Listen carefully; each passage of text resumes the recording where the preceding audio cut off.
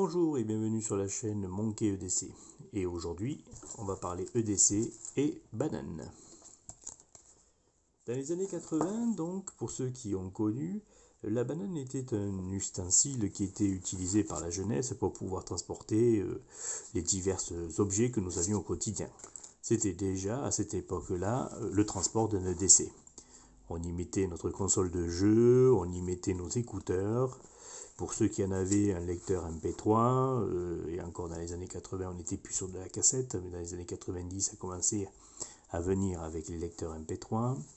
On y mettait un chapeau, on y mettait enfin tout ce que l'on devait transporter à la journée pour pouvoir se promener. Et c'était un accessoire de mode qui a été décliné en plusieurs catégories, sportives, classiques, et qui pouvait même être utilisé pour pouvoir servir les gens qui avaient besoin de transporter des objets lorsque même ils étaient en costume.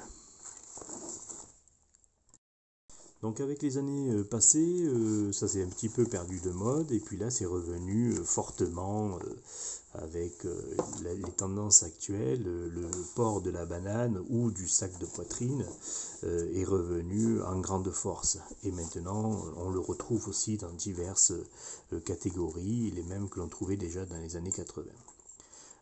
Lorsque moi je suis en repos, que je ne travaille pas, j'utilise ce genre d'outils pour pouvoir transporter les quelques objets que j'ai, donc d'un faible encombrement. On est sur quelque chose qui fait dans les 2,5 litres, 3 litres au grand maximum.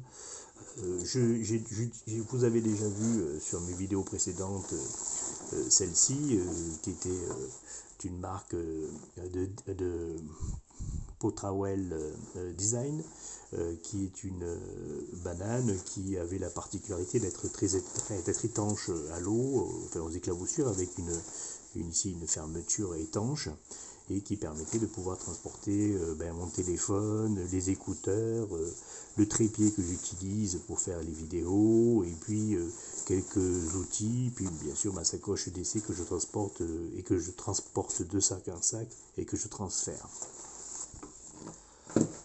Donc des bananes, enfin, ou des sacoches de ce style-là, si vous voulez, j'en ai quelques-unes, et au gré des périodes et des activités, je vais utiliser l'une ou l'autre de ces articles-là. Celle-ci étant la dernière venue, c'est de la marque Foramore. En fait, c'est une marque qui est spécialisée plutôt dans les produits de ce style-là, mais plutôt outdoor. Donc, comme vous savez que je fais de la moto, c'est pour ça que j'utilise aussi beaucoup de bananes. Puisque pour ceux qui se font de la moto, ils savent très bien qu'ils ne peuvent pas, enfin qu'il n'est pas conseillé de porter un sac à dos avec des objets dedans, parce qu'en cas de chute, c'est le dos qui prend, hein, c'est la première chose sur laquelle vous risquez de vous faire mal. Donc vaut mieux avoir un port de cuisse ou un port de ceinture avec une sacoche.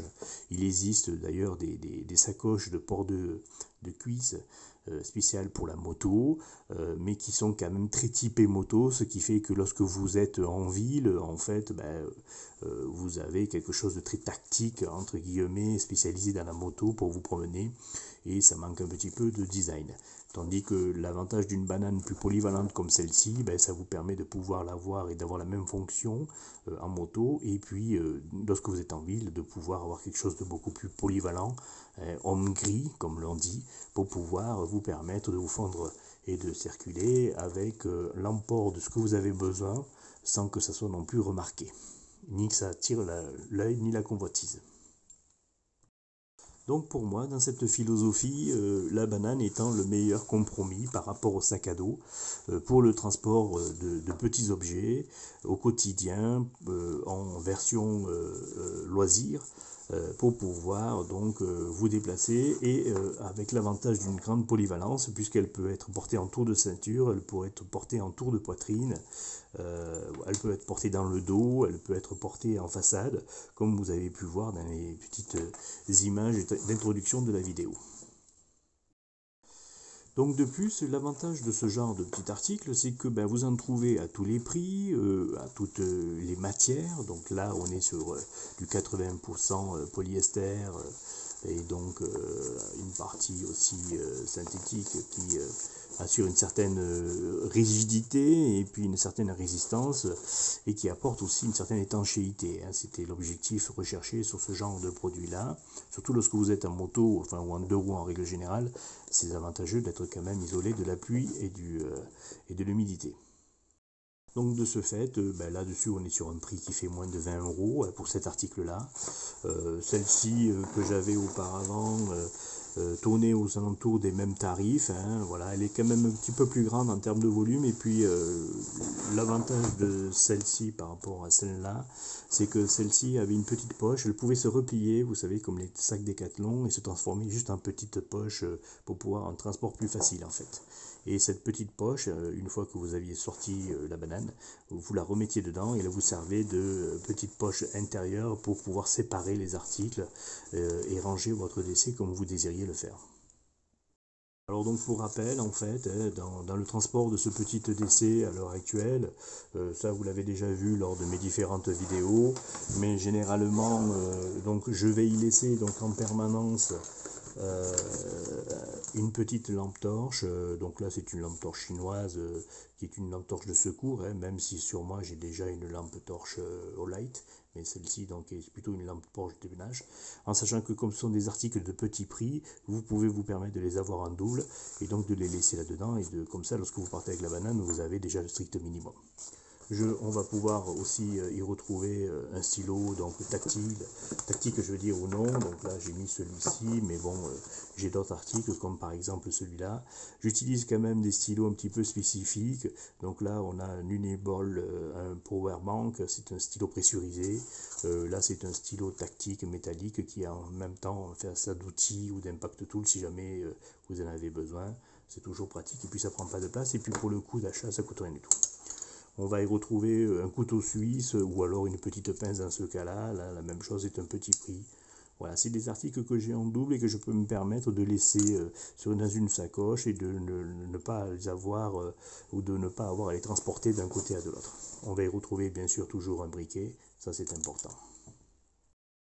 Je vais aussi par là même avoir une petite trousse un petit peu technique où je vais mettre donc une mini power bank puisque je n'ai pas besoin de la grosse qui se trouve elle dans le sac de travail et des câbles de connexion avec un chargeur qui eux pour leur part par exemple est déjà en utilisation, vous voyez donc là, mais bon lorsque j'ai terminé je les incorpore dans cette petite trousse là et ça va donc à l'intérieur de ma banane, ce qui me permet d'avoir une source d'énergie en cas de problème ou lorsque j'ai un problème de batterie.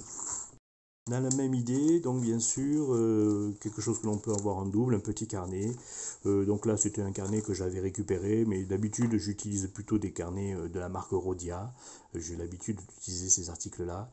Mais bon, là, il m'en restait plus en stock, donc j'utilise celui-là en attendant de pouvoir racheter un lot complet, puisque je les achète par lot, c'est plus facile. J'y vais laisser aussi dedans ce petit objet là que j'ai trouvé sur Amazon, que je trouve bien pratique en fait. C'est simplement un petit support lorsque vous êtes sur une terrasse de café ou dans un endroit que vous avez envie de regarder une vidéo sans tenir votre téléphone en permanence à la main. Vous pouvez le mettre, c'est un support pour poser le téléphone dessus. C'est bien pratique et puis ça prend pas de place. Voilà, vous voyez, ça se glisse comme ça, vous mettez ça dedans et c'est bien pratique. Et puis dans le même concept d'actualité, ça vous l'avez déjà vu, j'en ai un aussi dans ma sacoche de travail, mais je vais mettre un double bien sûr dans ma sacoche. Donc là on va y retrouver dans la même petite pochette, hein, zippée, on va retrouver un gel, des masques, et puis là je vais avoir mon bobo kit, donc avec le grand classique, hein, le paracétamol, du spasfon, des cotons-tiges, un petit peu de mercurochrome, un petit peu comment ça s'appelle, de sérum physiologique, quelques petits pansements, des gaz et une grosse compresse. Voilà. Mes kits bobologie se composent tous de la même façon. Je les ai tous en plusieurs exemplaires que je répartis un petit peu dans chacun de mes sacs. Donc voilà ce que l'on trouve à peu près dans mon EDC de tous les jours, dans la petite banane, en utilisant cet emport-là.